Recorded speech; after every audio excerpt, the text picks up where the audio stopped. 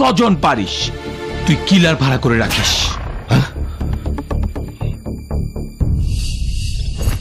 Stupid. কার phone ছিল?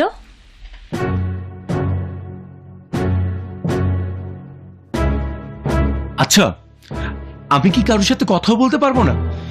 আমার ব্যক্তি স্বাধীনতা বলতে কিচ্ছু নেই? রাতেও আমার দরজার সামনে আড়ি পাততে হবে? তুমি এমন ভাবে কথা বলছো কেন? তোমার সেফগার্ড হিসেবে চাকরি করছি, তোমাদের বাড়িতে আছি, তুমিই বলে দাও আমি তোমার সাথে কিভাবে কথা বলবো। প্লিজ প্লিজ কিরণ, তুমি আমার এখান থেকে যাও, আমি একটু একা থাকতে চাই। আমি একটা বিশ্ব বেহায়া, তাই তোমাকে বন্ধু মনে করে বারবার অধিকার ফলাতে আসি। শোনো, তোমাকে আর বেশি দিন বিরক্ত করব না।